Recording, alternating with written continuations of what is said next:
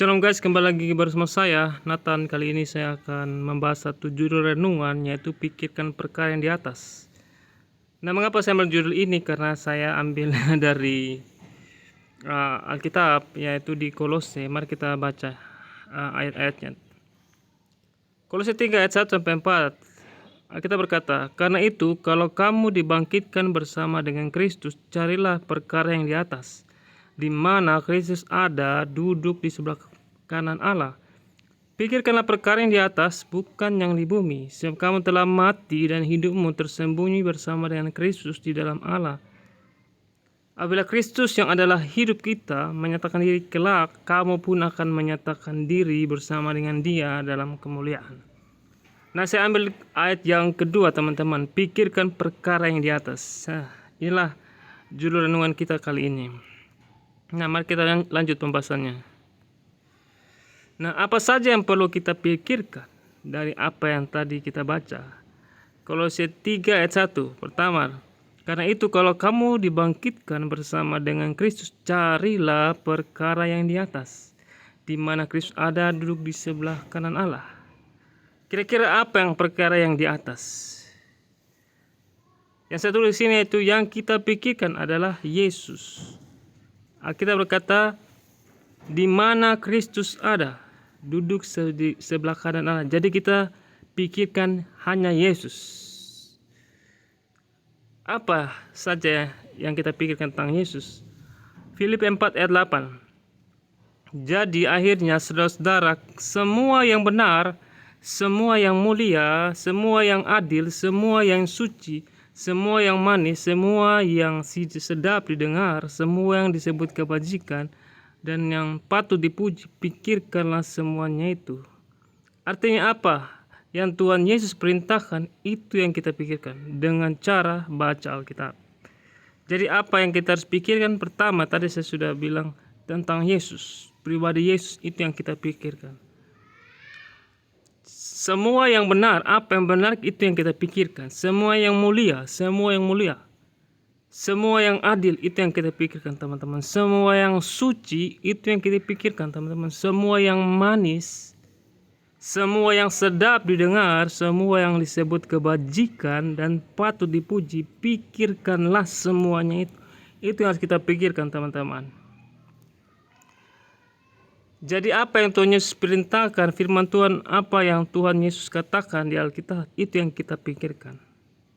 Dan cara kita membaca Alkitab secara teratur. Roma 14 ayat 17 berkata, sebab kerajaan Allah bukanlah soal makanan dan minuman, tetapi soal kebenaran, damai sejahtera, dan sukacita oleh Roh Kudus. Jadi Yesus sekarang ada di mana, teman-teman? Di sorga. Yang kita pikir akan apa? Yang di sorga itu ada apa? Ada kebenaran, kerajaan Allah, ada kebenaran, damai sejahtera, dan sukacita oleh Roh Kudus.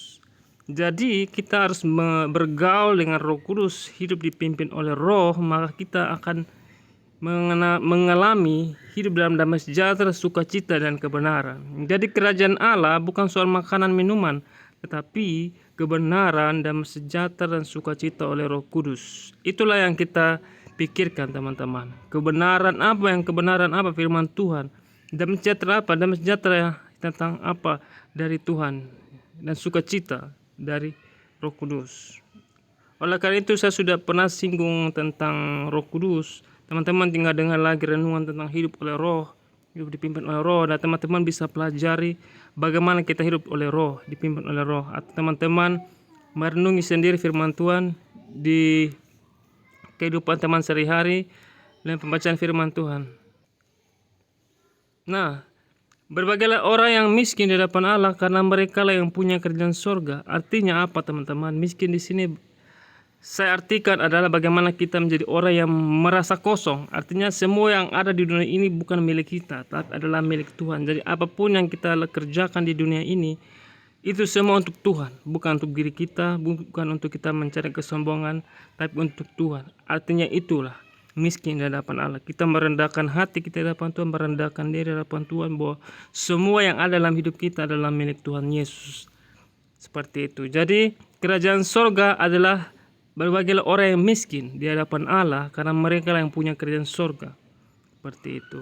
Juga tadi saya singgung ulang lagi bahwa apa yang harus kita pikirkan yaitu semua yang benar, apa yang mulia, semua yang adil, semua yang suci, semua yang manis, semua yang sedap didengar. Apa yang sedap didengar, teman-teman, hal-hal yang positif, hal yang kudus kita dengar. Semua yang disebut kebajikan dan patut dipuji, pikirkanlah semuanya itu. Tinggal teman-teman baca kitab, apa yang bagus, apa yang baik, apa yang kudus, teman-teman pikirkan itu. Lanjut teman-teman. Mengapa kita harus pikirkan perkara yang di atas? Alasan pertama, satu, karena kita sudah diselamatkan oleh kematiannya. Roma 6 ayat 4 berkata, dengan demikian kita telah dikuburkan bersama-sama dengan Dia oleh baptisan dalam kematian, supaya sama seperti Kristus telah dibangkitkan dari antara orang mati oleh kemuliaan Bapa, demikian juga kita hidup dalam hidup yang baru.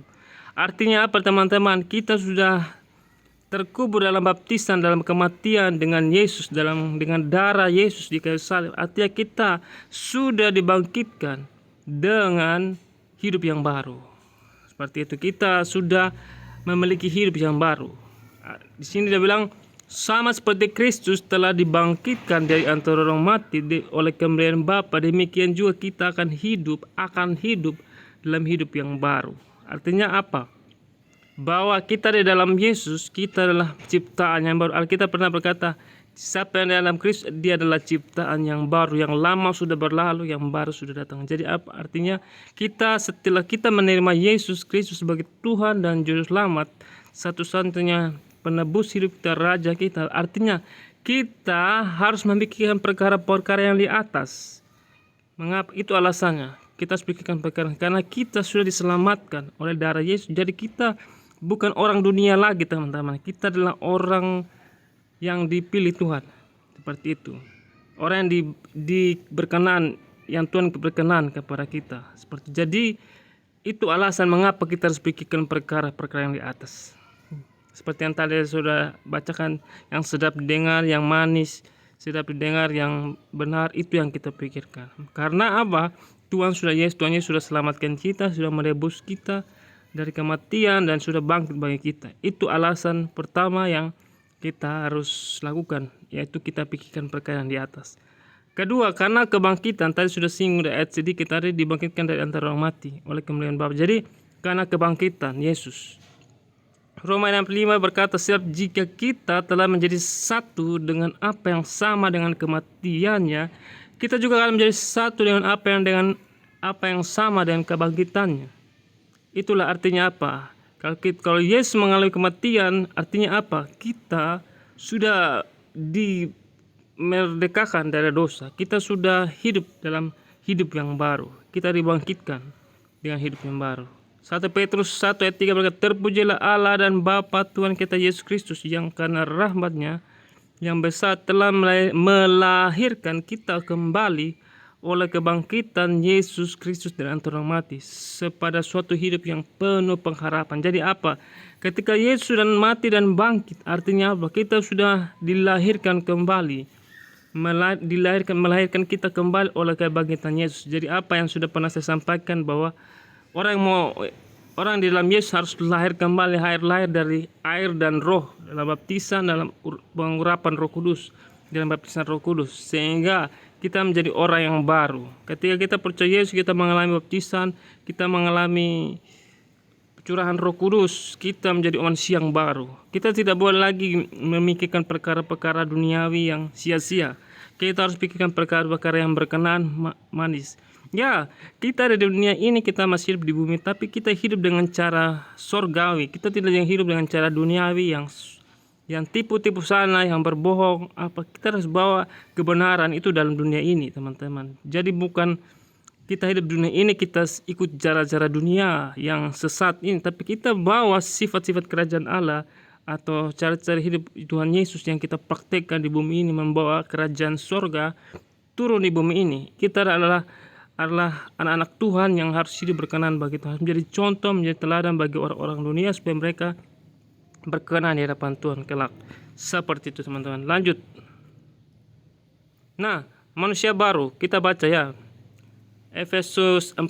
Sebab ini kukatakan, kutegaskan ini kepadamu di dalam Tuhan, jangan hidup lagi sama seperti orang-orang yang tidak mengenal Allah dengan pikirannya yang sia-sia dan pengertian yang gelap, jauh dari hidup persekutuan dengan Allah karena kebodohan yang ada di dalam mereka, dan karena kedegilan hati mereka, perasaan mereka telah tumpul sehingga mereka menyerahkan diri kepada hawa nafsu dan mengerjakan dengan serakah segala macam kecemaran. Tetapi kita ini bukan demikian. Kamu telah belajar mengenal Kristus karena kamu telah mendengar tentang Dia, yaitu Yesus, dan menerima pengajaran di dalam Dia menurut kebenaran yang nyata dalam Yesus, yaitu bahwa kamu berhubung dengan kehidupan kamu yang dahulu harus menanggalkan manusia lama yang menemui kebinasaan oleh nafsunya yang menyesatkan. Ayat 23, supaya kamu dibaharui di dalam roh dan pikiranmu. Artinya apa teman-teman? Kita harus meninggalkan manusia lama kita. Ketika kita sudah menerima Yesus sebagai Tuhan dan Juru Selamat, kita meninggikan Dia sebagai Raja, kita harus tinggalkan manusia lama. Kita harus tinggalkan kehidupan berdosa. Seperti satu lagu berkata bahwa ku telah mati dan tinggalkan cara hidup yang lama. Kita harus meninggalkan itu teman-teman dalam baptisan. Ketika kita dibaptis, ketika kita dicurahkan oleh Roh Kudus, kita harus berusaha meninggalkan cara hidup kita yang lama teman-teman. Kita harus hidup yang baru, hidup yang benar, hidup yang suci untuk Tuhan. Berjuang teman-teman, berusaha, maka Tuhan akan menolong. Isinya hati kita sungguh-sungguh niat, pasti bisa dari hari ke hari. Ayat 24, dan mengenakan manusia baru yang telah diciptakan menurut kehendak Allah di dalam kebenaran dan kekudusan yang sesungguhnya. Ayat 25, karena itu buanglah dusta dan berkatalah benar seorang kepada yang lain, karena kita adalah sesama anggota. Haleluya, luar biasa ya. Kita mengenakan manusia yang baru telah diciptakan menurut kehendak Allah di dalam kebenaran dan kekudusan yang sesungguhnya. Karena itu kita buang semua dusta atau kebohongan, berkatalah benar. Ayo kita berkata benar seorang kepada yang lain, karena kita adalah sesama anggota. Haleluya. Apabila kamu menjadi marah, janganlah kamu berbuat dosa, janganlah matahari terbenam sebelum pada marahmu, janganlah beri kesempatan kepada iblis. Orang yang mencuri, janganlah ia mencuri lagi, tetapi baiklah ia bekerja keras dan melakukan pekerjaan yang baik dan tangannya sendiri, supaya dapat membagikan sesuatu kepada orang yang berkekurangan. Janganlah ada perkataan kotor keluar dari mulutmu. Yes, kita tidak boleh keluar perkataan kotor dari mulut kita, maki-makian, kata-kata najis. Kita harus jangan keluar, kendalikan teman-teman. Tapi pakailah perkataan yang baik untuk membangun di mana perlu, supaya mereka mendengarnya beroleh kasih karunia. Dan janganlah kamu mendukakan Roh Kudus Allah yang telah memeteraikan kamu menjelang hari penyelamatan. Yes, garis bawahi teman-teman, jangan mendukakan Roh Kudus Allah yang sudah memeteraikan kita untuk hari penyelamatan. Segala kepahitan, kegeraman, kemarahan, pertikaian, fitnah, dan hendaklah dibuang di antara kamu. Yes, kita harus buang semua itu, kepahitan, kegeraman, kemarahan, pertikaian, fitnah. Buang semua teman-teman. Demikianlah segala kejahatan. Tetapi hendaklah kamu ramah seorang terhadap yang lain, penuh kasih, mesra, dan saling mengampuni, sebagaimana Allah di dalam Kristus telah mengampuni kamu. Halo, amin. Luar biasa teman-teman. Kita menjadi manusia yang baru. Artinya ketika sudah percaya Tuhan sungguh-sungguh, kita harus hidup yang baru, hidup yang benar, hidup yang suci. Pikirkan perkara-perkara yang di atas teman-teman. Lanjut. Oke. Nah, kita harus sadari status kita dalam Tuhan. Tadi saya sudah singgung, kita harus sadari status kita. Siapa kita dalam Yesus? Ketika Yesus, siapa kita?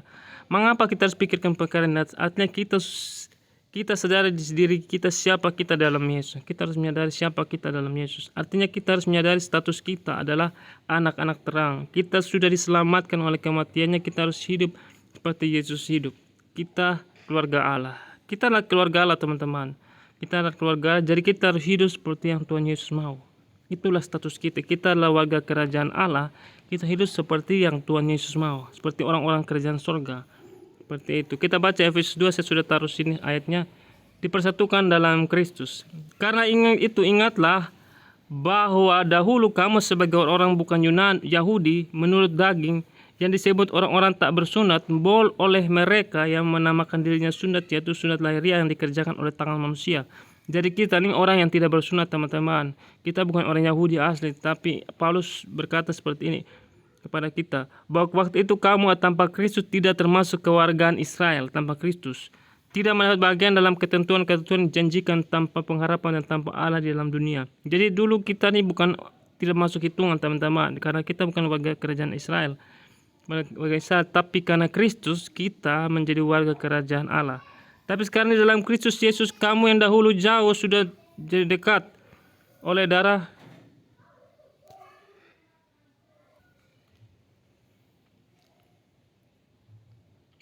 tetapi sekarang di dalam Kristus Yesus, kamu yang dahulu jauh sudah menjadi dekat.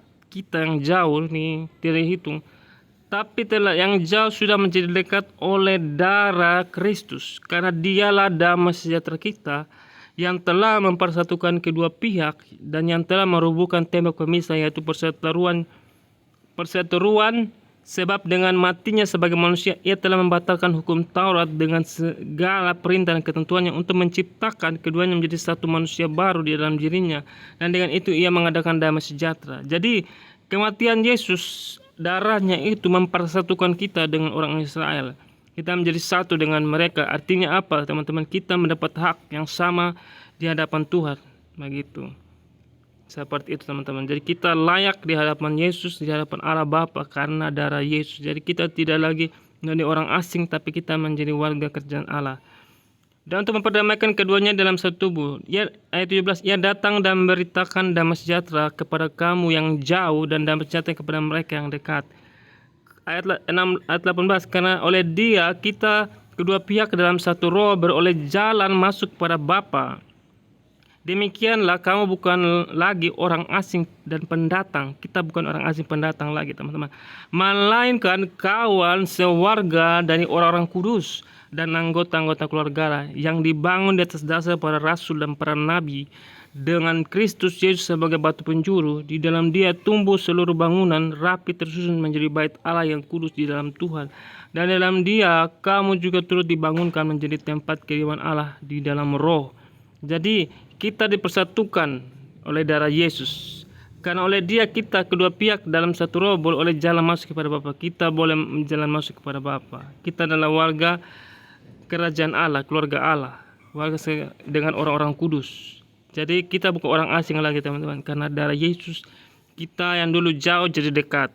Ya, luar biasa ya Tuhan Yesus. Tuhan luar biasa, karya keselamatan memang sudah dibuatkan bahwa Tuhan akan menolong semua umat manusia, menyelamatkan orang-orang yang percaya Yesus, dan memperoleh bagian yang sama di mata Tuhan dengan orang Israel yang percaya Yesus. Seperti itu. Alasan yang lain lagi, status kita harus sadar. Dia bilang, tetapi kerjakan tugas kita sebagai orang yang sudah diselamatkan. Tetap kerjakan tugas kita sebagai orang yang sudah diselamatkan. Jadi kita harus tetap kerjakan tugas kita sebagai orang yang sudah diselamatkan. Jadi kita harus kita tahu bahwa kita adalah warga kerajaan Allah. Artinya apa? Setelah kita warga kerajaan Allah, kita harus mengerjakan apa yang kita kerjakan. Sebagai warga kerajaan Allah, apa tugas kita sebagai orang kerajaan Allah? Tadi saya bilang apa? Pikirkan perkara yang di atas. Karena apa? Kita adalah warga kerajaan Allah. Kita bukan orang duniawi, teman. Kita sudah ditebus dengan darah Yesus. Kita harus hidup baru, hidup seperti yang Tuhan Yesus mau. Seperti itu. Kerjakan keselamatan. Kita baca ya. Filipi 2 ayat 12. Hai saudara-saudaraku yang kekasih, kamu senantiasa taat, karena itu tetaplah kerjakan keselamatanmu dengan takut dan gentar, bukan saja seperti waktu aku masih hadir, tetapi terlebih dahulu pula sekarang waktu aku tidak hadir. Karena Allah lah yang mengerjakan di dalam kamu baik kemauan maupun pekerjaan menurut kerelaannya. Jadi apa, teman-teman?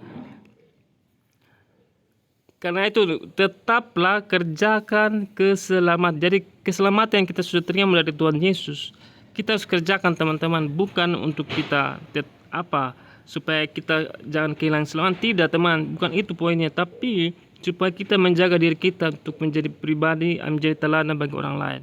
Wajib, istilahnya kita sudah selamatkan nih, teman-teman. Kita harus wajib hidup untuk Tuhan Yesus, begitu.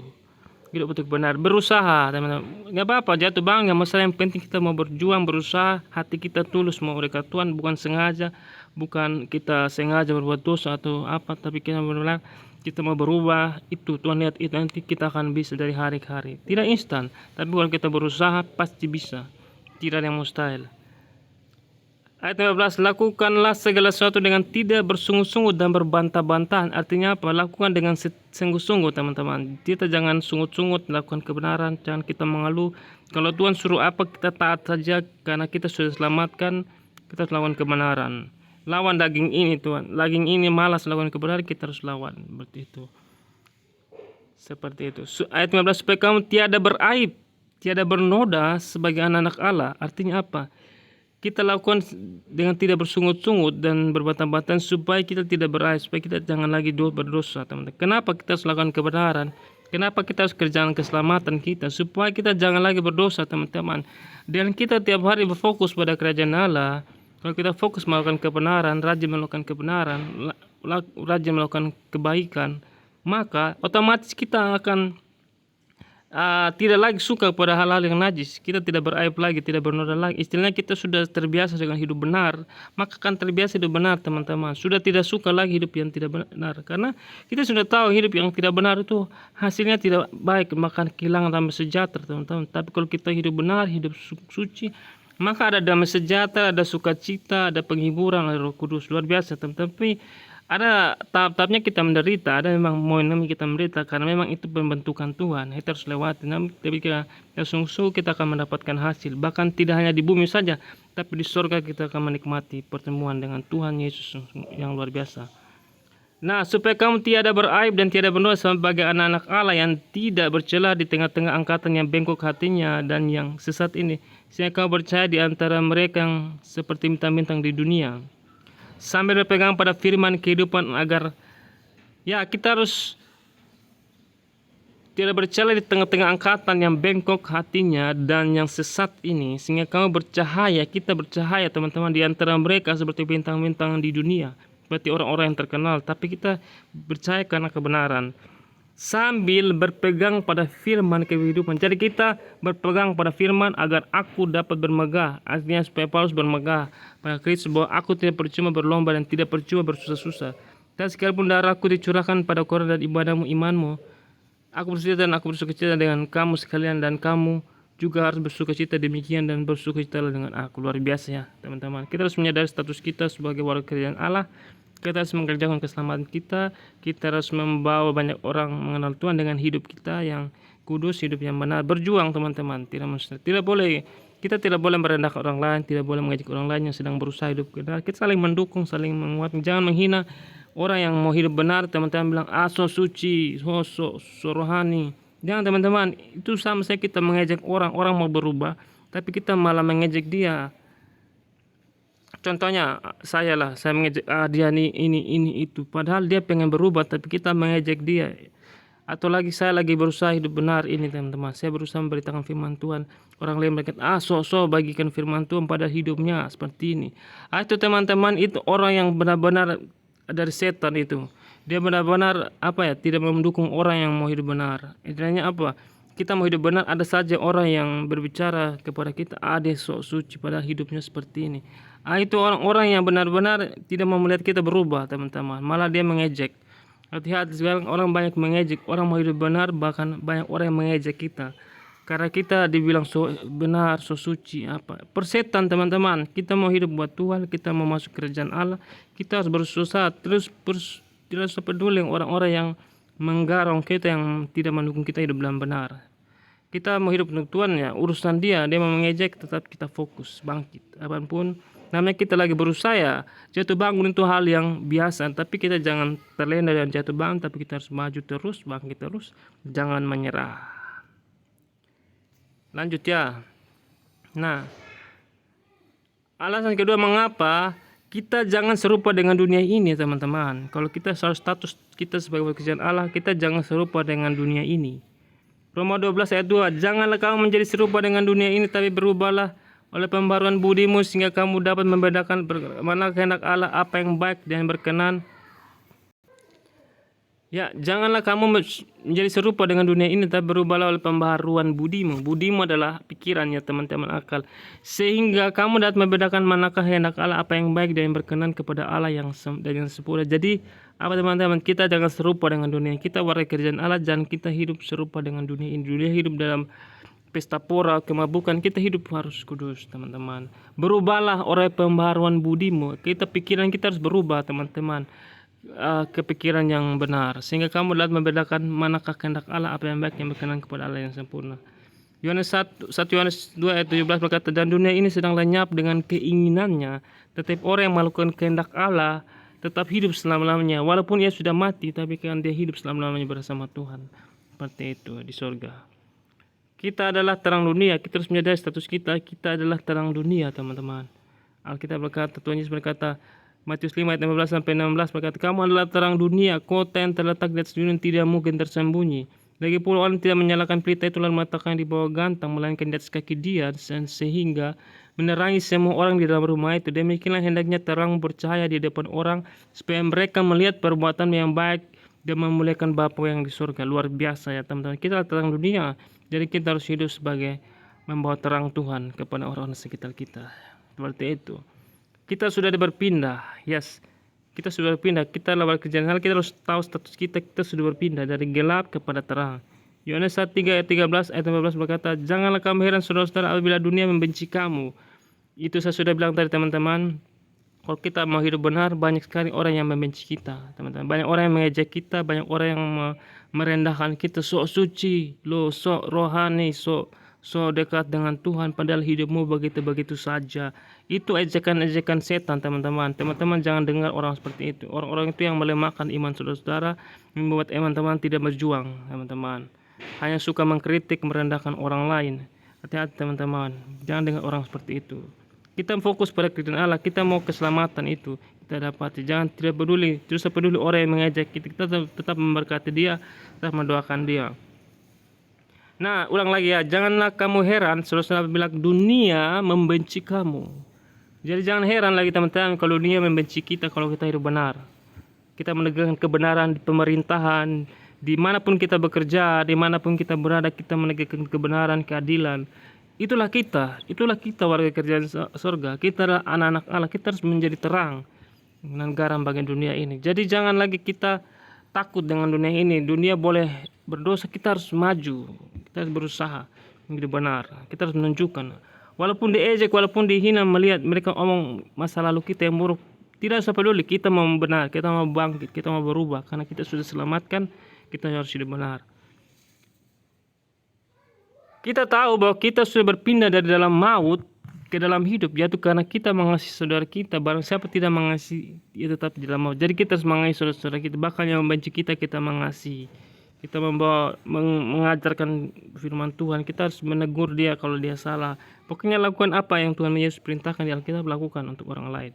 Seperti itu. Kita ada di dunia ini dipilih Tuhan untuk membawa kerajaan Allah di bumi. Artinya kita ada di dunia ini, teman-teman, dipilih Tuhan untuk membawa kerajaan Allah di bumi. Tetapi banyak di antara kita belum tentu dipilih ya. Di antara kita teman-teman yang mendengar, belum tentu teman-teman atau saya dipilih Tuhan. Tergantung kesungguhan hati kita dengan Tuhan setiap hari. Ya, setiap hari. Tergantung kita punya kesungguhan untuk cari Tuhan, kesungguhan kita untuk merenungkan firman, kesungguhan kita untuk memuji Tuhan. Tuhan akan pilih orang-orang yang bersungguh hati untuk Tuhan. Contohnya Musa. Dia sangat rindu supaya bangsanya tidak diperbudak lagi di Mesir. Makanya dia berjuang untuk mempertahankan. Tuhan melihat hatinya sangat lembut. Makanya Tuhan pilih dia menjadi pembebas bagi bangsa Israel di Mesir. Artinya apa? Kita harus ada hati, empati kepada Tuhan. Kita harus punya kesungguhan hati untuk melihat orang-orang diselamatkan. Artinya Tuhan melihat bahwa kamu punya kerinduan untuk melihat orang jiwa-jiwa diselamatkan, atau punya kerinduan untuk orang-orang mengenal Tuhan. Nanti Tuhan akan memilih kamu. Jadi banyak yang dipanggil ya, tapi belum tentu orang semua dipilih. Artinya apa? Ada juga orang yang sudah dipilih tapi di pertengahan jalan dia gugur karena keinginan dunia kuat. Dia gugur. Artinya apa? Kita harus berjuang, mempertahankan hidup kita, berjuang untuk hidup sampai Tuhan sampai akhir. Lanjut lagi ya, ya tergantung kesungguhan hati kita dengan Tuhan kita setiap hari. Inilah perlombaan untuk mendapat perhatian Tuhan dan dipilih Tuhan. Jadi kita ada berlomba sekarang. Teman-teman berlomba, saya juga berlomba. Ayo kita berlomba-lomba teman untuk menyenangkan hati Tuhan. Berusaha, ayo kita berlomba-lomba. Berjuang, bukan untuk sakit sikut sana, tapi berlomba dalam hal kebenaran, yaitu kita semakin baik lawan kebenaran, itulah luar biasa. Karena kalau kita semakin baik lawan kebenaran, maka banyak orang diselamatkan. Seperti itu. Kalau cuma saya sendiri saja yang teman-teman harapkan, teman-teman juga. Jadi jangan menunggu saya, jangan menunggu orang lain. Teman-teman bergerak sendiri, sebagai saya bergerak sendiri. Artinya dan kita kompak bersama-sama gerak. Tidak harus bersama-sama ketemuan, tapi secara pribadi di mana kita berada, kalau kita melakukan, kita lakukan kebenaran di sekitar kita. Begitu. Tidak bergantung pada saya, tidak bergantung pada orang lain. Kita sendiri dengan Tuhan bisa. Begitu. Asalnya kita punya hati yang sungguh-sungguh untuk Tuhan, masih kita akan dipakai Tuhan, dipakai Tuhan. Seperti itu. Matius 22 ayat 14, sebab banyak yang dipanggil tetapi sedikit yang dipilih. Banyak yang dipanggil tapi sedikit yang dipilih. Jadi banyak yang dipanggil Tuhan untuk melayani Tuhan, tapi tidak semua orang Tuhan pilih. Karena Tuhan melihat kesungguhan hati orang seperti ini, seperti apa. Ibrani 12 ayat 1, karena kita mempunyai banyak saksi bagaikan awan yang mengelilingi kita, marilah kita menanggalkan semua beban dan dosa yang begitu merintangi kita, dan berlomba dengan tekun dalam perlombaan yang diwajibkan bagian. Jadi kita harus tekun berlomba meninggalkan semua dosa. Kita harus tekun berlomba untuk melakukan kehendak Tuhan, melawan kebenaran Tuhan, untuk kita memperoleh mahkota kehidupan. Berjuang teman-teman. Nah kita baca Galatia 5, 7, 10 ayat 13 ya. Baca. Saya sudah baca, sediakan Alkitab tadi.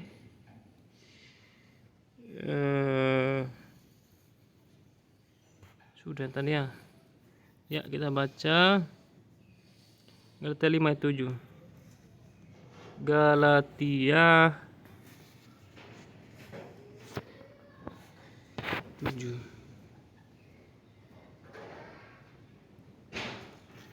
Galatia 5, 7, 10, 13. Ayat 7. Dahulu kamu berlomba dengan baik, siapa yang menghalangi kamu sehingga kamu tidak menuruti kebenaran lagi? Ajakan untuk tidak turut menurutinya lagi bukan datang dari Dia yang memanggil kamu. Sedikit lagi sudah mengkamilkan seluruh adonan. Dalam Tuhan aku yakin tentang kamu bahwa kamu tidak mempunyai pendirian lagi daripada pendirian ini, tetapi barang siapa yang mengecewakan kamu yang akan menanggung hukumannya, siapapun juga dia. Jadi apa? Alkitab berkata, Paulus berkata bahwa dahulu kamu berlomba dengan baik. Artinya apa teman-teman? Suatu saat kalau kita dalam masalah teman-teman, jangan sampai orang menghalangi kita untuk tetap melakukan kebenaran teman-teman. Apapun tantangan, godaan, apapun risiko yang kita harus lewati untuk melakukan kehendak Tuhan, jangan sampai ada orang yang menghalangi kita untuk hidup benar. Misalnya contohnya teman-teman saat ini membaca Alkitab atau berdoa atau rajin memuji Tuhan di dalam rumah teman-teman, di keluarga teman-temannya. Tiba-tiba ada saja yang menghalangi teman-teman atau tidak suka teman atau menghalangi teman-teman ingin berubah. Artinya dia kena nanti teman-teman. Orang yang menghalangi kamu untuk bertumbuh dalam itu, dia akan kena hukuman nanti dari Tuhan. Istilahnya orang yang mencegah kamu untuk melakukan kebenaran, dia akan mengalami hukuman dari Tuhan, karena dia menghalangi kerajaan Allah bekerja. Artinya apa? Siapa yang menghalangi kamu untuk tidak melakukan ayat bilang apa? Ajakan untuk tidak menurutinya lagi bukan datang dari Tuhan. Sedikit lagi sudah mengkirakan. Jadi dalam Tuhan aku yakin tentang kamu bahwa kamu tidak mempunyai pendirian. Artinya apa? Kita harus tetap berdiri teguh untuk hidup untuk Tuhan. Jangan lagi kita mau digoyangkan teman-teman. Apapun ke depan 10 tahun, 5 tahun ke depan atau berapa tahun ke depan, jangan biarkan kejenuhan teman-teman itu membuat teman-teman lupa Tuhan. Ketika teman-teman dalam zona nyaman atau zona jenuh, teman-teman harus cari firman Tuhan. Teman-teman harus memuji Tuhan, paksakan daging teman-teman cari Tuhan. Supaya teman-teman jangan biarkan teman-teman kosong. Harus isi Tuhan. Setiap hari harus isi dengan Tuhan. Supaya jangan teman-teman goyang begitu. Sehingga teman-teman kembali lagi duniawi. Rugi teman-teman. Sudah berjuang sungguh-sungguh dengan Tuhan, tapi pada pertengahan sudah mulai lemas gitu. Makanya itu yang saya paling takut teman-teman, kalau saya sudah sungguh-sungguh dengan Tuhan. Pada pertengahan loyo atau dalam apa, saya tidak mau teman-teman. Karena apa? Kita sudah berjuang, tapi pada akhirnya kita meninggalkan Tuhan. Itu hal yang sangat sangat tidak bisa saya pikirkan. Makanya saya terus berjuang, dan dukungan doa teman-teman adalah suatu yang luar biasa bagi saya untuk saya tetap setia dengan Tuhan. Apapun yang terjadi, setia. Seperti itu ayat yang ke-13, saudara memang kamu telah dipanggil untuk merdeka, tapi janganlah kamu memperlukan kemerdekaan itu sebagai kesempatan untuk hidup dalam dosa, melainkan layani seorang akan yang lain oleh kasih. Seperti itu. Jadi kita sudah selamatkan, jangan kita anggap lagi kasih karunia keselamatan itu kita hidup kesempatan untuk hidup dalam dosa lagi teman-teman. Tapi kita harus layani orang seorang akan yang lain dengan kasih. Kita harus layani orang dengan kebenaran. Kita harus menjadi berkat bagi orang lain dalam kebenaran. Harus berusaha teman-teman. Seperti itu. Tapi barang siapa yang mengocokkan ayat 10 tadi, tetapi barang siapa yang mengocokkan kamu, ia akan menanggung hukumannya, siapapun juga dia. Jadi siapapun yang menghalangi teman-teman untuk dekat dengan Tuhan Yesus, untuk sungguh-sungguh dengan Yesus, dia akan kena hukuman teman-teman. Jadi jangan takut teman-teman. Seperti itu. Jadi jangan merasa orang menghalangi teman-teman untuk melakukan kehendak Tuhan, kebenaran. Misalnya teman-teman dalam suatu forum lah, misalnya dalam pemerintahan teman-teman ingin menegakkan kebenaran, keadilan berdasarkan firman Tuhan. Jadi ada yang menghalangi teman untuk melawan kebenaran, dia akan kena hukuman. Siapapun itu, pemerintahan atau anggota-anggota DPR, misalnya teman-teman masuk dalam anggota DPR sebagai anggota DPR, teman-teman menegakkan kebenaran firman Tuhan, menegakkan keadilan bagi masyarakat. Jadi teman-teman tetap setia dengan pendirian teman-teman, jangan mudah digoyangkan. Kalau orang menghalangi teman-teman untuk menegakkan kebenaran dalam melakukan pelayanan bagi masyarakat di sekitar untuk mensejahterakan rakyat, ada yang menghalangi teman-teman, istilahnya tidak melancarkan program teman-teman, dia akan kena hukumannya nanti dari Tuhan. Istilahnya dia menghalangi pekerjaan Tuhan, menghalangi hal-hal yang benar. Itulah seperti itu. Kalau di kantor teman-teman ingin melakukan kebenaran, istilahnya teman-teman mau bekerja dengan benar, tapi bos teman-teman membuat teman-teman harus berkompromi dengan bos, tetap beri kebenaran apapun resikonya, mau di apa terserah begitu. Intinya teman-teman tetap hidup dalam kebenaran. Seperti itu. Itulah warga kerajaan Allah. Itu yang kita sebagai warga kerajaan Allah, kita harus seperti itu, harus berusaha untuk hidup benar apapun itu resikonya. Yes, kita kembali ke slide. Nah, sudah ini kita lanjut ke next selanjutnya. Nah, ayat Alkitab tadi berkata, yang dimaksud di mana Yesus duduk di sebelah kanan, artinya apa? Kita baca lagi kembali ayat pertama ya, di slide pertama. Nah, carilah perkara yang di atas, di mana Kristus ada, duduk di sebelah kanan Allah. Kita kembali slide yang tadi. Oke, next.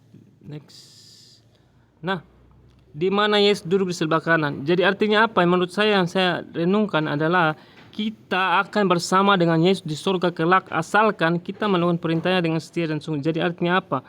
Kita harus pikirkan nanti ke depan kalau kita meninggal atau Tuhan Yesus datang, kita akan bersama-sama dengan Yesus, duduk bersama-sama dengan Yesus. Artinya apa? Apa yang kita perjuangkan saat ini untuk hidup benar bagi Tuhan, karena kita adalah warga kerajaan Allah, kita sudah tebus dengan darah Yesus. Apa yang kita perjuangkan sampai akhir hidup kita, maka kita akan duduk bersama dengan Yesus di surga. Kita akan bersama-sama. Itulah yang kita pikirkan. Jadi fokus kita adalah surga, masuk surga, kerjaan surga, masuk surga. Artinya ketika kita pikirkan hal untuk masuk surga, supaya masuk surga adalah apa? Supaya kita kita harus lakukan kebenaran, hidup benar bagi Tuhan Yesus. Artinya kita mengajarkan keselamatan kita jangan sampai kita sia-siakan hidup kita untuk dalam dosa. Artinya apa? Kalau kita tahu fokus kita adalah surga, kita akan bersama-sama menikmati surga, hidup yang penuh kebahagiaan, kekudusan, hidup benar-benar bahagia di surga. Artinya apa? Kita pasti mau hidup benar, teman-teman. Jadi pikirkan hal yang di atas. Hal yang di atas adalah sukacita, damai sejahtera di surga, sukacita, damai sejahtera, kebenaran. Yang kita pikirkan artinya apa? Nanti kelak kalau kita sudah selesai kita punya tugas di bumi ini, kita akan bersama Yesus di surga. Kita akan pikirkan rumah kita di surga. Artinya apa? Di sana kita akan bertemu dengan Tuhan Yesus di awan-awan. Seperti itu yang kita pikirkan. Makanya Tuhan Paulus bilang berkata, pikirkan perkara yang di atas. Artinya apa? Perjuangan kita di dunia ini, teman-teman yang hidup dalam penderitaan, saat kita melawan kebenaran, kita menderita. kita sakit atau apalah, kita ikut Yesus tapi kita mengalami kesakitan tetap kita hidup benar. Tapi saat kita sakit, kita dipaksa untuk hidup benar, tetap hidup suci. Itulah salib yang pikul. Artinya apa? Kita akan tahu apa yang kita lakukan ini, kita akan menikmati yang abadi bersama Tuhan Yesus di surga. Seperti itu teman-teman. Jadi luar biasa. Firman Tuhan ini sangat luar biasa buat kita. Nah, Kolose 4, 3 ayat 4 yang tadi kita pembacaan kita. Apabila Kristus yang adalah hidup kita, Kristus adalah hidup kita, menyatakan diri kelak, kamu pun akan menyatakan diri bersama dengan Dia dalam kemuliaan. Artinya apa? Nanti Tuhan Yesus akan menyatakan kita bersama-sama dengan Dia nanti di surga dalam kemuliaan. Artinya apa? Kita akan mendapat posisi yang terbaik di surga bersama Tuhan Yesus. Artinya luar biasa teman-teman. Alkitab ini memang luar biasa. Ya dan amin. Lukas 22 ayat 30 berkata bahwa kamu akan makan dan minum semeja dengan aku di dalam kerajaanku. Luar biasa.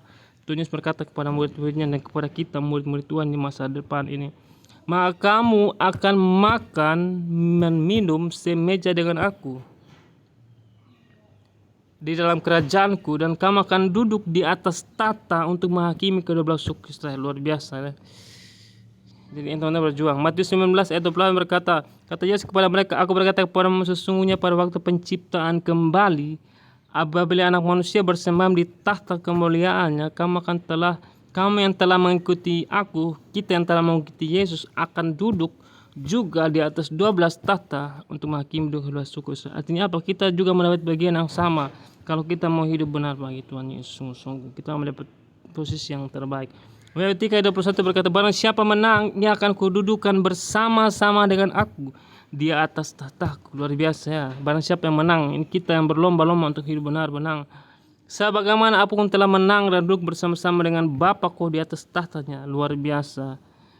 Bahagialah orang yang miskin di hadapan Tuhan Allah, mereka yang punya kerajaan surga. Artinya miskin tadi sudah dijelaskan ya. Artinya kita mengosongkan diri, kita merasa kita hamba, kita hidup untuk melayani Tuhan. Hidup benar, tidak peduli kita mau susah apa, tetap hidup benar. Dalam keadaan apapun kita tetap hidup untuk Tuhan. Seperti itu maksudnya. Ibrani 12 ayat 14, berusahalah hidup damai dengan semua orang. Cari hidup damai teman-teman. Jangan cari permusuhan antara orang lain, hidup damai. Kejarlah kekudusan, sebab tanpa kekudusan tidak seorang pun melihat Allah, melihat Tuhan. Jadi kita harus berusaha hidup damai, cari kedamaian. Dan semua orang kita hidup damai. Jangan cari permusuhan. Walaupun dengan agama yang lain, orang yang dengan suku yang lain, kita harus cari damai. Jangan cari musuhan. Jangan berdebat-debat yang tidak penting. Tetap mengasihi mereka. Kalau mereka menghina Tuhan kita, tetap kita mengasihi mereka. Tetap kita tegur, tapi tetap mengasihi mereka. Kejarlah kekudusan, sebab tanpa kekudusan tidak seorang pun akan melihat Tuhan. Lanjut, Lukas 9 ayat 48, dan berkata kepada mereka, barang siapa menyambut anak ini dalam namaku, ia menyambut aku, dan barang siapa menyambut aku, ia menyambut dia yang mengutus aku, karena yang terkecil di antara kamu sekalian dialah yang terbesar. Artinya apa? Kita harus menjadi hamba bagi semua orang. Artinya apa? Hamba dalam semua orang artinya bukan hamba untuk melakukan apa yang jahat, tapi hamba dalam melakukan kebenaran begitu. Terus kita harus merendahkan hati di hadapan Tuhan. Matius 7:21 berkata, bukan setiap orang yang berseru kepada aku Tuhan, Tuhan akan masuk ke dalam kerajaan, melainkan dia yang melakukan kehendak Bapakku yang di surga. Artinya apa? Kita lebih baik jangan sebutnya, yang penting kita melakukan kebenaran begitu. Tidak orang yang hanya sibuk Tuhan maksudnya, tapi dia melakukan kebenaran, dia menegakkan kebenaran, keadilan dimanapun ia berada, seperti itu. Itulah perjuangan teman-teman. Lukas 18 ayat 22, mendengar itu Yesus berkata kepada masih tinggal satu hal lagi yang harus kamu lakukan. Jualah segala yang kamu miliki dan bagi-bagikanlah itu kepada orang-orang miskin, maka engkau akan beroleh harta di sorga. Kemudian datanglah kemari dan ikutlah aku. Jadi apa Tuhan bilang? Semua yang kita miliki di dunia ini hanya sementara teman-teman. Jadi dan kita banggakan dengan apa yang kita miliki saat ini. Semua akan hilang. Semua akan hilang ketika kita sudah tidak lagi di dunia ini. Artinya apa? Tidak ada yang kita bisa bawa ke surga barang-barang dunia ini, tapi kita jual untuk harta di surga. Artinya kita berbagi dengan orang lain apa yang kita punya, apa yang kita miliki, berbagi apa yang Tuhan suruh lakukan, berbagi lakukan. Jadi jangan kita merasa ini semua milik kita, apa yang kita punya milik kita, semua milik Tuhan. Tuhan percaya kepada kita untuk lakukan kebenaran. HP yang kita punya ini atau teknologi yang kita pakai untuk melakukan kebenaran, juga bukan untuk hal-hal yang sia-sia. Kita harus berusaha menjadi berkat bagi orang lain melalui apapun, teknologi apapun kita gunakan untuk memberitakan kebenaran firman Tuhan, seperti itu. Nah, arti tersembunyi tadi Alkitab bilang, Kolose 3:3 berkata, sebab kamu telah mati dan hidupmu tersembunyi bersama dengan Kristus di dalam Allah. Artinya apa?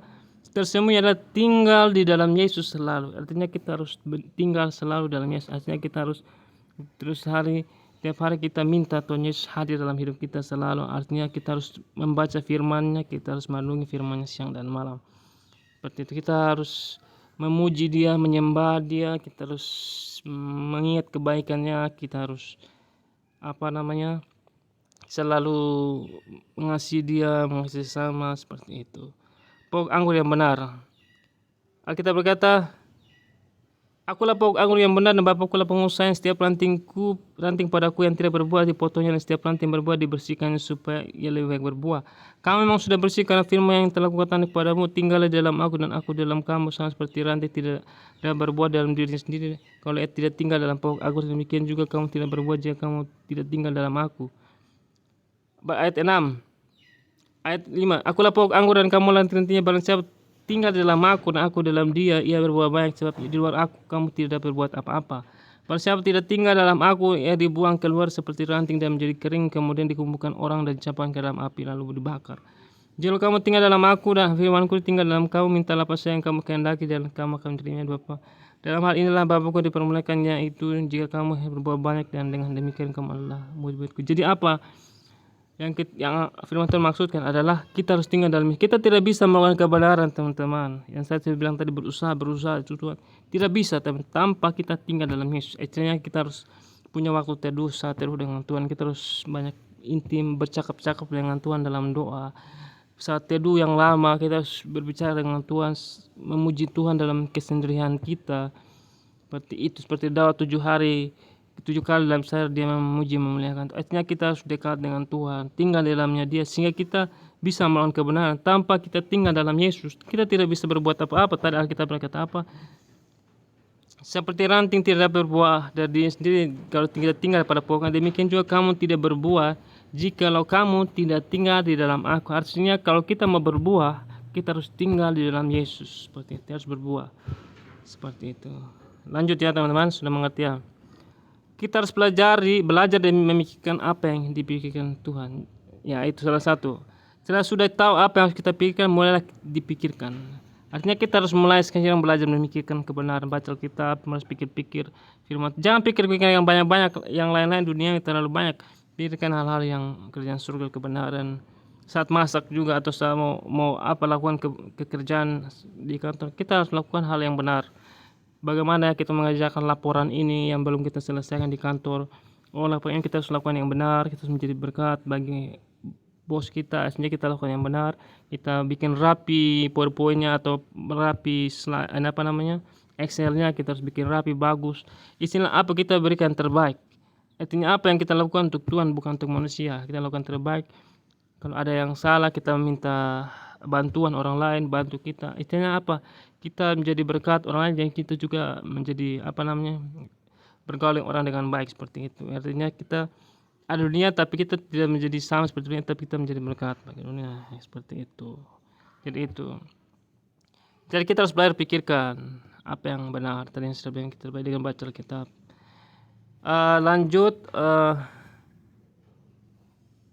Matius 19:33 berkata, maka Yesus berpaling dan berkata kepada Kristus, "Enyalah iblis, engkau suatu batu sandungan bagiku, sebab engkau bukan memikirkan apa yang dipikirkan Allah, melainkan apa yang dipikirkan manusia." Jadi apa? Kita harus merubah pikiran kita, harus sesuai dengan pikiran Allah. Apa yang dipikirkan Yesus, itu yang kita pikirkan. Kalau Yesus suatu datang di dunia adalah dia pikirkan untuk menyelamatkan manusia. Seperti itu. Jadi yang Yesus pikirkan adalah ketika dia datang dunia, adalah yang dipikirkan adalah supaya dia melakukan pekerjaan Bapa. Intinya dia datang dunia bukan datang ongkong-ongkong kaki. Tidak, teman-teman. Tuhan Yesus datang, dia punya visi, punya tujuan yang jelas, yaitu untuk menjadi untuk menjalankan tugas yang Bapa perintahkan, yaitu untuk penebusan umat manusia. Dia datang dengan kerelaan hati, dia datang dengan kesungguhan hati untuk menyelamatkan umat manusia. Dia adalah anak Allah yang maha tinggi, dia datang untuk menyelamatkan kita. Artinya apa? Dia ada di dunia ini untuk menyelamatkan manusia. Artinya itu. Begitu juga apa yang Yesus pikirkan tentang kehidupan, itu yang kita pikirkan. Sama seperti yang Yesus pikirkan, itu pikirkan. Begitu. Jangan kita pikirkan hal-hal yang untuk memuaskan hawa nafsu kita. Pikirkan apa yang berkenan, pikul salib, sangkal diri untuk Tuhan. Di sini yang tulis saya bilang yang dipikirkan Tuhan Yesus adalah melaksanakan tugas atau pekerjaan yang Bapa perintahkan, yaitu menderita, pikul salib, dan mati di kayu salib. Seperti itu. Yohanes 16 ayat 21, sejak waktu itu Yesus mulai menyatakan kepada murid-muridnya bahwa ia harus pergi ke Yerusalem dan menanggung banyak penderitaan dari pihak tua-tua yang imam kepala ahli Taurat, lalu dibunuh dan dibangkitkan pada hari ketiga. Jadi apa yang dipikirkan Yesus itu juga yang kita pikirkan. Itu taat kepada Bapa, yaitu melakukan apa yang diperintahkan Tuhan Yesus. Jadi kita harus lakukan apa yang Tuhan Yesus perintah, pikirkan apa yang Tuhan Yesus perintahkan, itu yang kita lakukan. Seperti itu. Matius 16 ayat 12 berkata, lalu Yesus berkata kepada murid-muridnya, setiap orang yang mau mengikut aku, ia harus menyangkal dirinya, memikul salibnya, dan mengikut aku. Artinya apa? Kita harus pikirkan kita ada dunia itu yang kita harus menyangkal diri kita harus memikul salib kita. Apa yang Tuhan bebankan diri kita, tanggung jawab apa yang Tuhan taruh di bawah kita dalam melakukan kebenaran, kita lakukan. Kita harus, misalnya kita dipilih Tuhan untuk memberitakan kebenaran, kita lakukan kebenaran. Apa yang Tuhan taruh di hati kita, yang kita lakukan harus kita lakukan. Seperti itu. Apa yang harus kita sangkal dan pikul? Satu, keinginan kita. Keinginan kita harus rubah dengan keinginan Tuhan. Harus keinginan Tuhan, bukan keinginan kita. Kehendakmu bukan kehendakku. Terus kedua, meninggalkan keakuan atau kesombongan kita. Artinya tinggalkan semua kita popularitas dunia yang kita mau dipuji orang, mau diagungkan orang. Tinggalkan semua. Kita hanya hamba. Jadilah hamba yang rendah hati. Keempat, hidup oleh roh. Mau hidup dipimpin oleh Roh Kudus. Dengar renungan saya tentang hidup oleh roh. Itu kita harus hidup oleh roh. Hidup kudus, ya benar. Termasuk semua itu sudah hidup oleh roh. Kita harus berkorban dan terus memberitakan Injil dimanapun, kapanpun, sesuai dengan dorongan oleh Roh Kudus. Jadi kita harus berkorban untuk memberitakan Injil. Misalnya kita harus sediakan waktu yang banyak untuk memberitakan Injil, atau kita harus rela miskin untuk orang diberkati, atau kita lakukan apa yang Tuhan suruh, dorongan, praktekkan. Itu namanya sangkal dan pikul salib. Kita tidak menjadi orang yang merasa memiliki semua, tapi kita melepaskan semua untuk Tuhan. Ya, seperti itu. Bagaimana kita bisa berpikir hal-hal di atas? Bagaimana kita bisa berpikir hal-hal di atas? Pertama, saya sudah ulang-ulangi tadi. Pertama, kita rajin membaca Alkitab, yaitu merenunginya siang dan malam. Kedua, memuji dan memuliakan Tuhan setiap hari, melakukan firman Tuhan setiap hari, berdoa, bergaul dengan orang-orang yang benar, yang cinta Tuhan. Keenam, dengan khotbah Kristen yang orangnya kita kenal, atau orang yang kita tahu kehidupannya bahwa orang yang benar hidupnya, kita harus dengar khotbah orang Kristen, khotbah yang bagus ya teman-teman, khotbah yang benar-benar kita tahu orang ini orang benar. Kita sudah pelajari hidupnya dia orang benar, kita dengar dia. Jangan dengan orang yang hanya berbicara firman Tuhan tapi dia tidak konsisten dengan Tuhan, sungguh-sungguh dengan Tuhan. Seperti itu. Kita harus terbiasa supaya jadi biasa. Artinya kita harus terbiasa melakukan yang di atas ini. Baca Alkitab, kita harus terbiasa memuji Tuhan, harus jadi kebiasaan hidup, harus menjadi gaya hidup kita. Kan saya sudah ada satu renungan yang saya buat, yaitu memuji dan menyembah Tuhan adalah gaya hidup kita. Itu saya sudah buat renungan ini, tinggal teman-teman dengar kembali. Nah, arti bukan yang di bumi, tadi Alkitab berkata pikirkan perkara yang atas, bukan yang di bumi. Alkitab berkata sini, saya sudah tulis 2 Korintus 10 ayat 1-7. Aku Paulus, seorang yang tidak berani bila berhadapan muka dengan kamu, tapi berani berhadapan kamu bila berjauhan. Aku memperingatkan kamu demi Kristus yang lemah lembut dan ramah. Paulus ini seperti saya ya. Tidak berani berhadapan muka tapi dengan kamu, tapi berani berhadapan terhadap kamu bila berjauhan. Aku memperingatkan kamu demi Kristus yang lemah lembut dan ramah. Aku meminta kepada kamu, jangan kamu memaksa aku untuk menunjukkan keberanianku dari dekat. Ya teman-teman, jangan paksa saya untuk menunjukkan keberanian saya dari dekat. Saya juga orangnya ya agak malu-malu lah begitu. Sebagaimana aku berniat bertindak keras terhadap orang-orang tertentu yang menyangka bahwa kami hidup secara dunia, ya. Orang menyangka saya hidup secara dunia, ya. Ya memang saya masih banyak kurang, tapi saya terus berjuang hidup untuk Tuhan Yesus. Memang kami masih hidup di dunia. Paulus bilang, memang kami masih hidup di dunia. Ya kita masih di dunia nih teman-teman. Tetapi kami tidak berjuang secara duniawi. Artinya kita jangan berjuang secara duniawi. Karena senjata kami dalam perjuangan bukanlah senjata duniawi, melainkan senjata yang diperlengkapi dengan kuasa Allah yang sanggup untuk meruntuhkan benteng-benteng. Kami mematahkan setiap siasat orang dan merobohkan setiap kubu yang dibangun oleh keangkuhan manusia untuk menentang pengenalan akan Allah, dan kami menawan segala pikiran menawan segala pikiran dan menaklukkannya kepada Kristus, dan siap sedia juga untuk menghukum setiap kedurhakaan bila ketaatan kamu telah menjadi sempurna. Tengoklah yang nyata di depan mata kamu, kalau ada seorang benar-benar yakin bahwa ia adalah milik Kristus, hendaklah ia berpikir dalam hatinya bahwa kami juga adalah milik Kristus sama seperti dia. Luar biasa ya Paulus ini. Kami masih hidup di dunia tapi tidak hidup secara duniawi. Itu garis bawah teman-teman. Senjata kami dalam perjuangan bukanlah senjata duniawi, yaitu parang, pedang untuk melawan kebenaran. Kayak orang-orang lain yang mempertahankan kebenaran harus dengan pedang, harus dengan peperangan supaya saya yang paling benar nih, yang kafir sikat. Itu bukan teman-teman. Kita bukan pakai senjata seperti itu, tapi kita senjata yang diperlengkapi dengan kuasa Allah dari surga turun. Kuasa Allah turun tanpa kita pakai kekerasan. Tuhan yang bertindak, Tuhan yang berperang bagi kita, yang sanggup untuk meruntuhkan benteng-benteng. Kami mengatakan setiap siasat orang yang merubuhkan setiap kubu dan merubuhkan setiap kubu yang dibangun oleh keangkuhan manusia untuk menentang pengenalan akan Allah. Jadi kita menggunakan senjata untuk meruntuhkan orang yang menentang pengenalan akan Allah, dan kami menawan segala pikiran dan menaklukkannya kepada Kristus. Terus kami siap sedia juga untuk menghukum setiap kedurhakaan bila katakan kami telah menjadi sempurna. Tengoklah yang nyata di depan kamu, kalau ada seorang benar-benar yakin bahwa ia milik Kristus, hendaklah ia berpikir dalam hatinya bahwa kami cukup. Jadi kita harus saling berpikir, orang yang kita kasih dia juga hidup untuk Tuhan, seperti itu. Jangan kita merasa paling benar seperti itu. Nah, Yohanes 17 kita baca. Doa Yesus untuk murid-muridnya. Demikian kata Yesus, lalu ia menengadah ke langit dan berkata, Bapa, telah tiba saatnya, permuliakanlah anakmu supaya anakmu mempermuliakan engkau, sama seperti engkau telah memberikan kepadanya kuasa atas segala yang hidup. Demikian juga pula ia akan memberikan hidup yang kekal kepada semua yang telah engkau berikan kepadanya. Jadi arti Tuhan Yesus luar biasa ya. Bapa sangat mempercayakan semuanya kepada Yesus.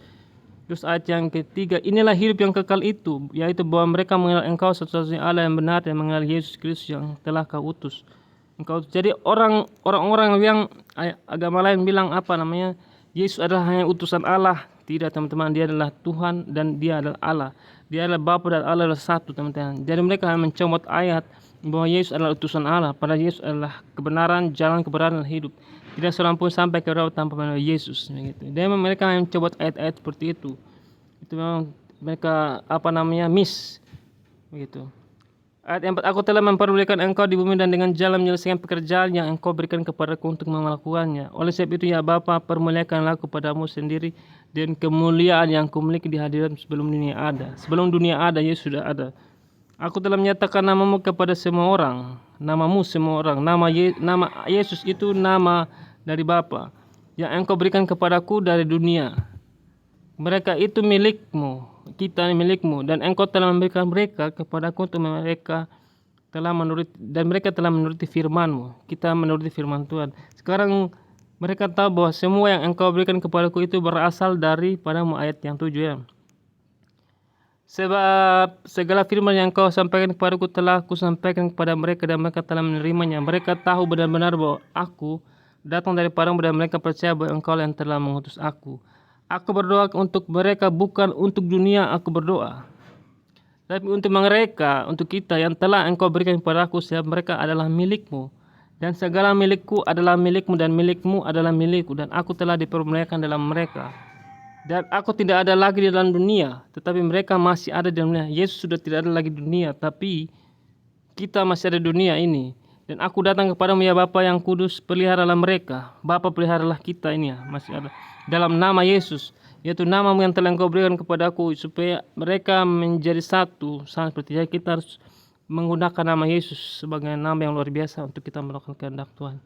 Selama aku bersama mereka, aku memelihara mereka dalam namamu, yaitu namamu yang telah engkau berikan kepadaku. Aku telah menjaga mereka, dan tidak ada seorang pun dari mereka yang binasa selain daripada dia yang ditentukan untuk binasa, supaya hiduplah yang terus dalam kitab suci.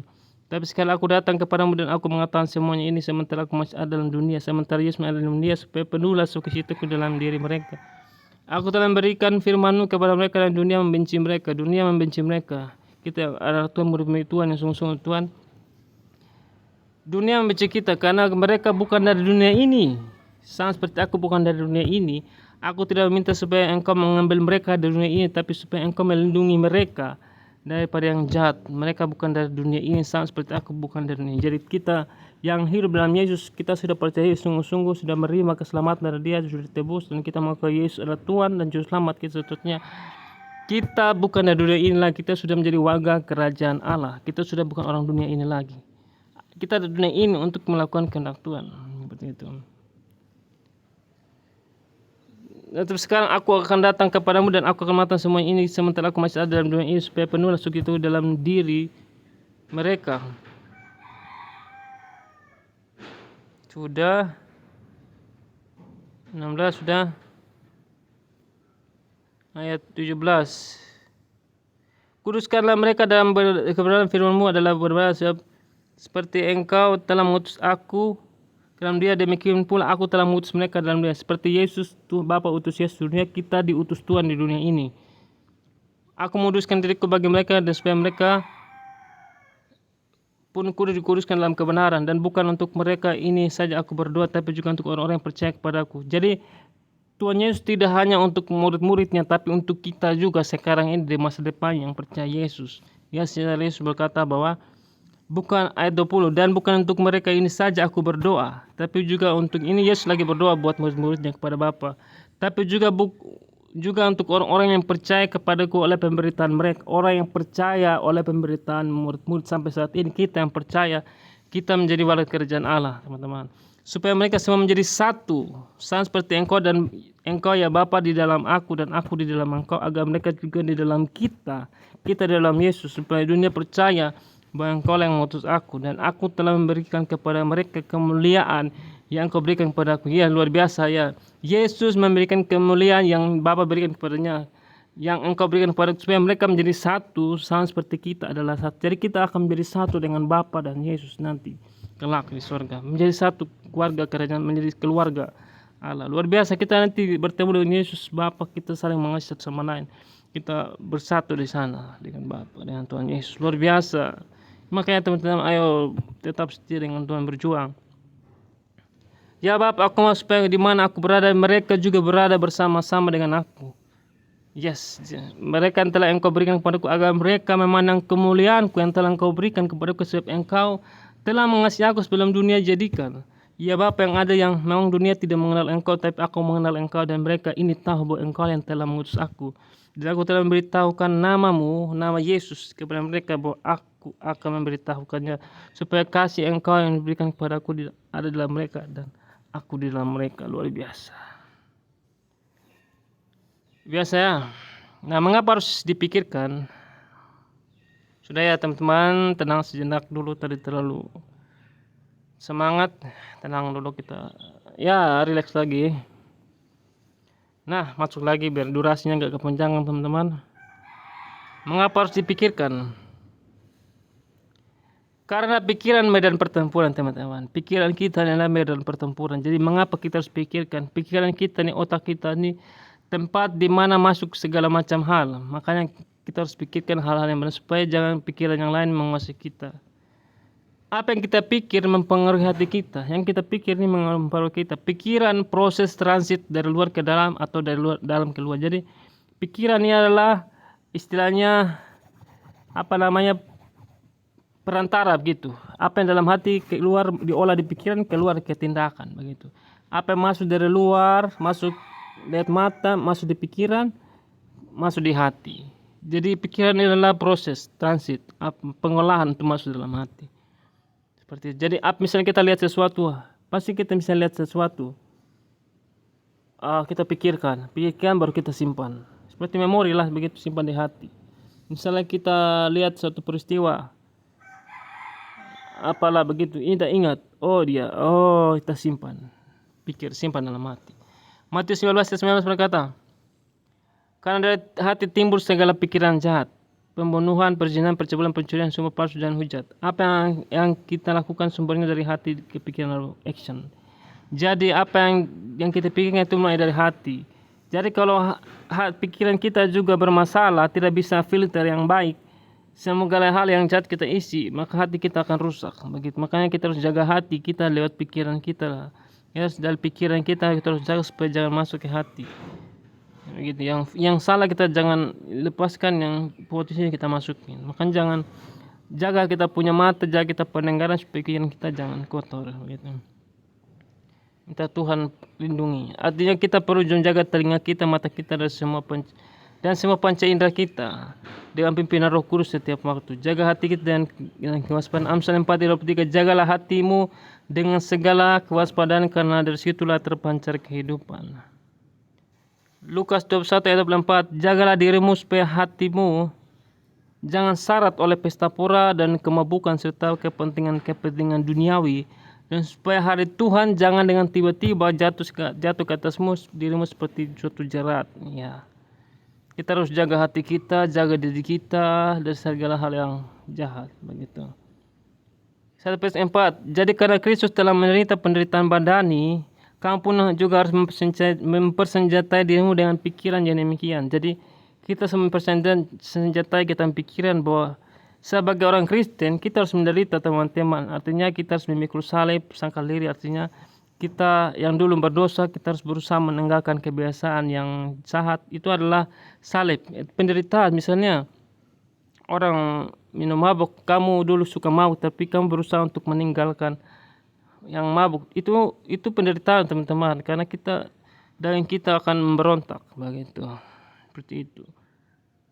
Contohnya orang yang narkoba, dia kecanduan narkoba, tapi ketika dia tidak makan narkoba, dia barang sakit begitu. Contoh seperti itu, teman-teman. Jadi itu menderita. Dia mau keluar dari jalan yang salah, tapi hasilnya akan baik, dia akan kembali sehat ketika dia berjuang.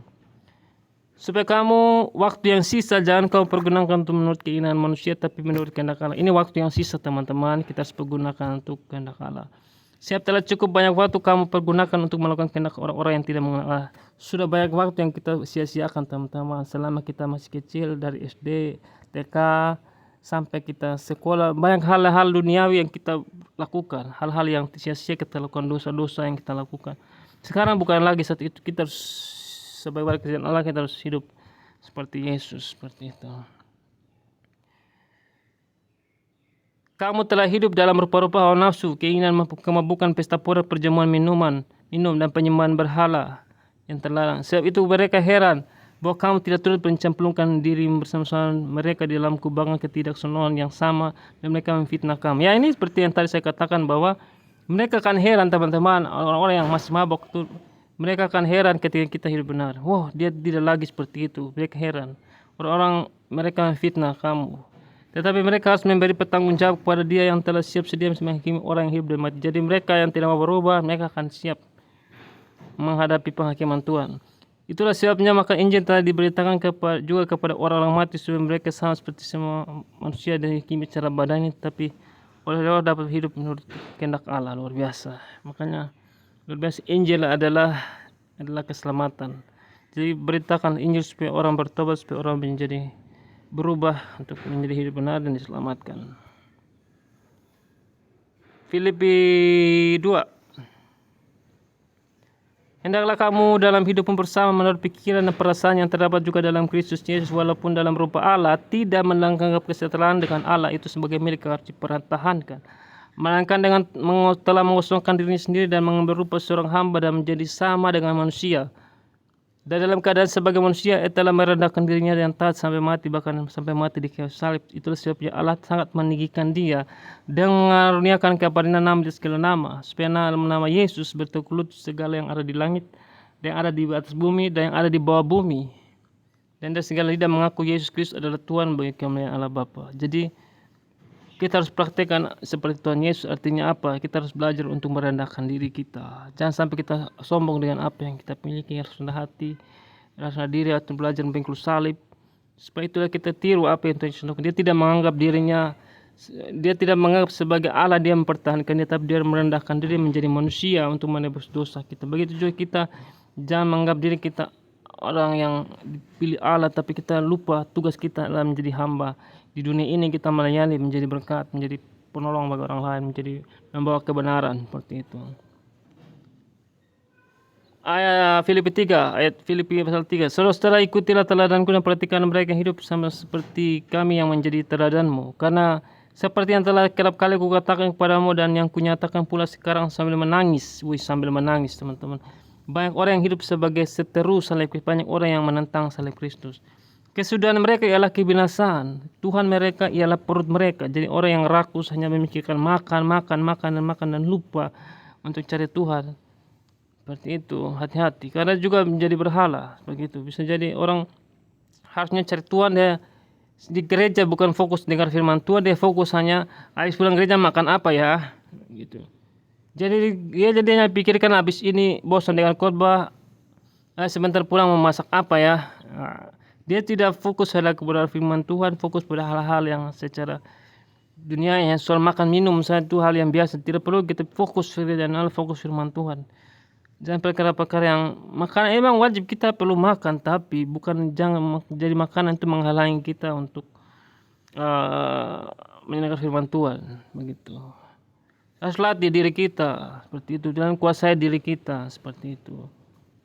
Tentunya saja belajar puasa, banyak hamba Tuhan semua puasa untuk latih diri, dia tidak dikuasai lawan nafsu. Jadi orang terlalu banyak makan manis juga akan membuat kita lupa, tidak fokus dengan Tuhan. Ketika kita terlalu makan banyak juga teman-teman, kita jadi lemas teman-teman, jadi kita jadi ngantuk, jadi malas baca Alkitab karena kita terlalu makan banyak makanan yang manis-manis teman-teman. Makanan itu sangat mempengaruhi kita punya rohani teman-teman. Ketika kita makan malam terlalu banyak teman-teman, kita kekenyangan dan kita lupa untuk baca Alkitab, berdoa, jadi lemas tubuh kita, jadi karena gula bekerja, jadi tubuh bekerja sehingga mengolah makanan itu butuh tenaga, jadi kita jadi lemas begitu, jadi kita ngantuk.